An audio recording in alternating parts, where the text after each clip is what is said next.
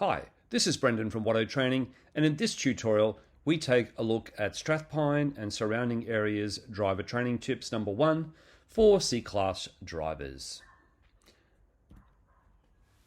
Okay, before driving in the Strathpine area, it is important that a C-Class learner driver has their seat, steering wheel and seatbelt on, as well as adjusting their mirrors so they're set up to drive safely.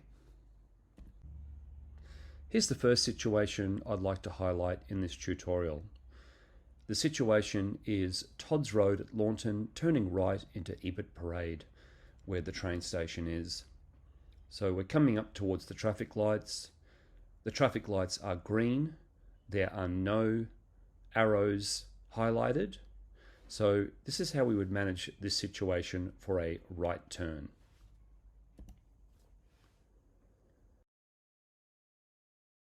Apply the system of vehicle control. So as we can see our car going around to the right, first step, set the course. Step 2, check mirrors. Step 3, signal right. Step 4, adjust speed and position. So we can see that the car has moved up into the intersection with the wheels relatively straight. That way, if anything happened, e.g. we get hit from behind, it's not going to push us into the oncoming traffic. With the green circle on the traffic lights, our driver needs to make sure that it is clear from the oncoming traffic and that we can safely move around into Ebert Parade.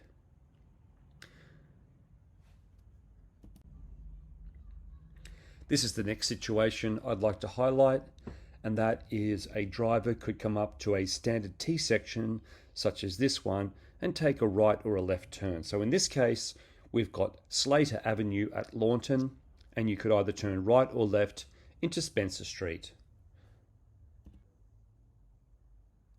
Okay, so turning left at a T section, apply the system of vehicle control. So let's work through the steps one at a time. Step 1, set the course. Step 2, check mirrors. Step 3, signal left. Step 4, adjust speed and position. Step 5, gears if manual, so gearing down, checking mirrors and left shoulder check. Evasive action, meaning to slow the vehicle down and give way to any traffic coming from the right. And when clear, moving around with nice smooth steering and scanning up ahead and following the road. So for a right turn at a T section, apply the system of vehicle control. Step 1, set the course. Step 2, check the mirrors. Step 3, signal right. Step 4, adjust speed, that is, slow down and alter the position. Step 5, gear down and check mirrors. Step 6, evasive action, meaning to give way at the T section, and if and when safe to do so, take the right turn and follow the road. By correct application of the system, the vehicle will be in the correct position on the road, travelling at the correct speed, and with the correct gear engaged. Our next traffic situation is the Staggered intersection. We are travelling along Spencer Street, we dogleg to the right and then straighten up, and we're still on Spencer Street. It is cut by Bray Road. The Staggered intersection is a crossroad where two opposing arms of the intersection are offset. The first example is a staggered intersection that is uncontrolled. We don't have any signage on this particular example. The key points: apply the system of car control. Give way is critical in this situation. Turn your head and observe up and down the road, and also from across the other side of the road. Proceed with caution and no signal required. This diagram is more representative of what we see at Spencer Street at Launton. It is controlled by give way signs and lines. So apply the system of car control, give way as per the signage, turn your head and observe and scan up and down the road and from across the other side of the road, proceeding with caution and no signal required. In this case, we ask the question, who gives way? Again, we're treating it like an offset crossroad. So in that case, A would go first and then B would go second. The next situation is we're heading down under the train line from Launton into the Petrie area. And this is a good example of where there's a lot of information being presented to a driver at one time that they need to not only observe and scan, but process. So we've got a reduced speed warning sign saying 20 kilometers per hour. We've got a low clearance sign of 4.1 meters, meaning the bridge. We've got a flooding warning sign, because sometimes down the bottom you do get flooding on the Pine River.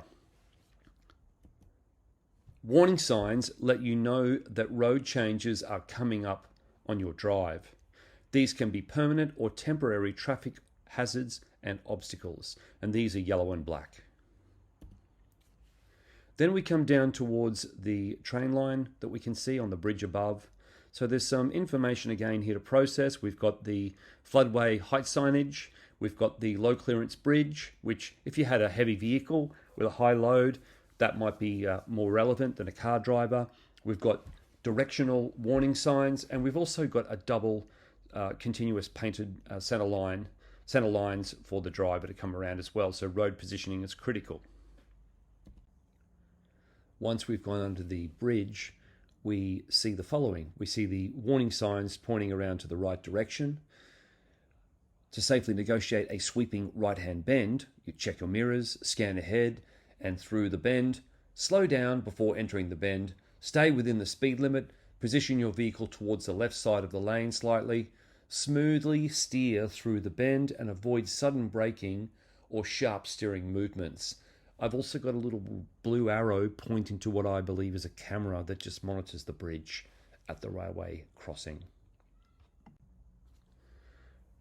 Now we're looking at the road that takes us towards the university at Petrie.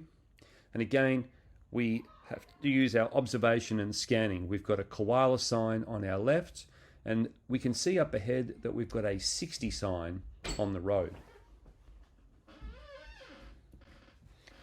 It's critical along the main road that you use observation and scanning techniques. The key to good observation is scanning. Keep our eyes moving constantly, looking at the environment around you. In the distance, at the road surface, to your left and right, regularly at your mirrors and instruments. The source of that information is from mylicence.sa.gov.au, but applicable in all states and territories in Australia. It's critical as well to use your central vision when driving. Central vision is what you can see out your front windshield when looking straight ahead. Peripheral vision refers to what we see outside our central field of vision and allows us to see objects to the side without having to move our eyes or head. While central vision covers about 3 degrees of visual field straight ahead of us, peripheral vision or side vision covers the rest. Peripheral vision is not as sharp as central vision, but is more sensitive to light and motion and helps us detect events to the side, even when we're not looking in that direction. So we can see in this diagram we've got the koala, and it's in a tree, but I'm just imagining that the koala is moving out towards the road direction so we can take evasive action. Keep your eyes on the move. Drivers should scan, observe and monitor the driving environment in every direction as appropriate to the driving task. Don't fix your eyes on any single object for more than about 2 seconds. Keep moving your eyes from object to object, otherwise danger could threaten your vehicle from another source without you being aware of it. The source of information of this slide is mylicence.sa.gov.au, but again, applicable in all states and territories in Australia. The situation we're looking at now is coming up towards the Petrie train station. Some of the key hazards that one would observe is the bus stop on the left. We've got poles that are very close to the side of the road, and you need to be very wary of the road positioning in those situations, particularly in heavy vehicles. And we've also got a red light up ahead, and a red light tells a driver to stop. So as we can see up ahead, we can also see the brake lights on the other vehicles. So we would just move up to a safe position in our lane and pull up behind those vehicles. Then we've followed the road from Petrie towards Kalanga, and in this situation we've got orange lights up ahead. An orange traffic light tells drivers to stop if it is safe to do so.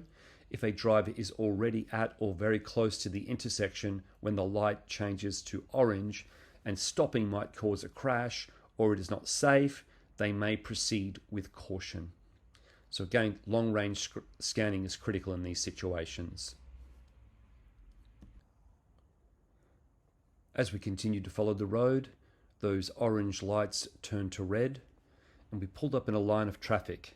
And it's critical to leave sufficient space between us and the vehicle in front. That way, if there's any rolling back from the vehicle in front, we've got a safe buffer zone. But also, if an emergency vehicle comes along, we've got shimmy space as well to help get out of the way and let them get to the emergency situation. In this situation, we conducted a hill start. The Q-Safe expectations of a hill start are as follows. The learner is required to move off smoothly from a stationary position and travel up a moderate incline without rolling back. The last part of that descriptor is critical, without rolling back. So make sure that you've got sufficient control with the brake and can move away safely. Thanks for watching. This has been Brendan from Watto Training.